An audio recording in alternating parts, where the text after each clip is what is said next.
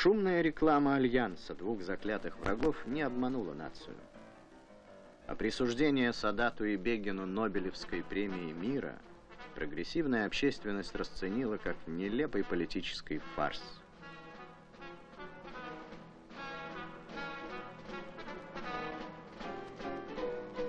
Они скорее заслуживают Оскара, как актеры, язвительно заметила пресса. На вопрос западных журналистов, не страшно ли ему возвращаться домой с таким миром, Садат ответил, что проедет по Каиру в открытой машине. Он сделал это, но прежде распорядился вывести на улицы 15 тысяч агентов охранки.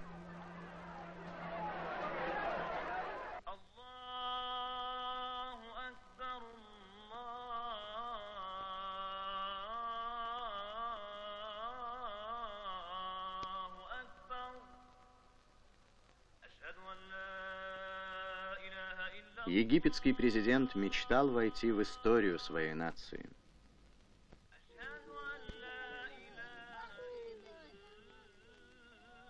Эти кадры – история его нации.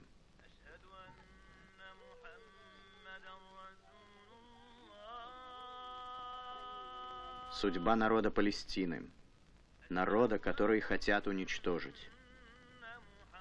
Эти кадры – документы обвинения и тем, кто лишил их земли, и тем, кто отступился от их защиты.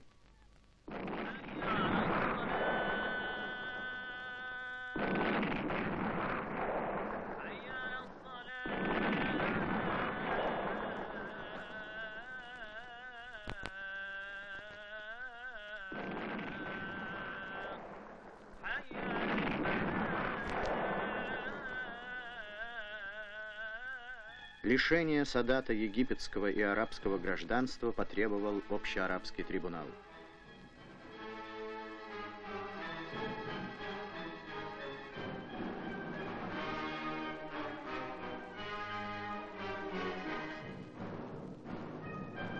Гнев и возмущение – такова реакция арабов. Крепнет арабский фронт стойкости и противодействия.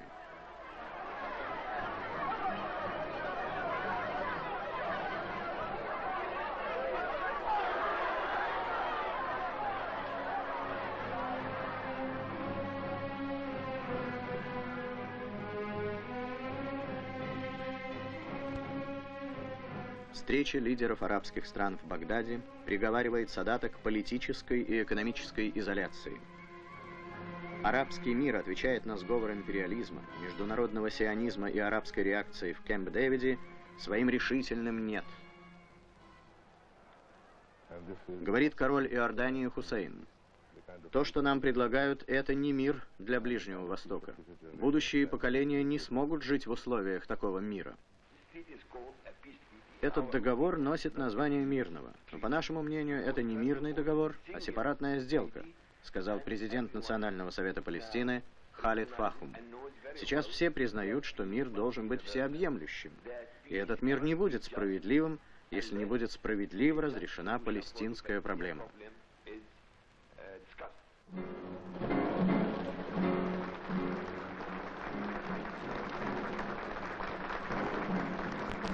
Палестинский народ продолжает борьбу. Движение сопротивления нарастает.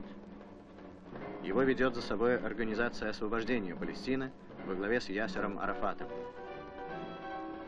Советский Союз, другие социалистические страны поддерживают эту справедливую борьбу.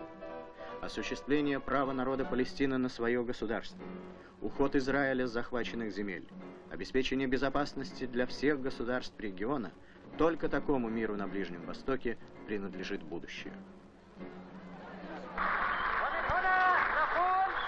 Говорит руководитель Организации освобождения Палестины Ясер Арафат. «Мы нация, и мы едины. Едины до победы.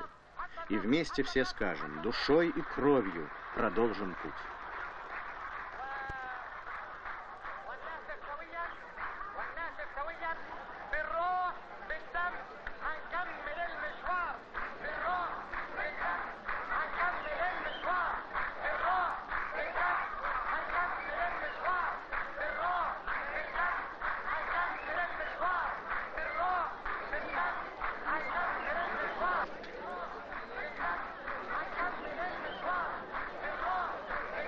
весь прогрессивный мир, отвергая сговор в Кэмп-Дэвиде, требует подлинного мира на Ближнем Востоке.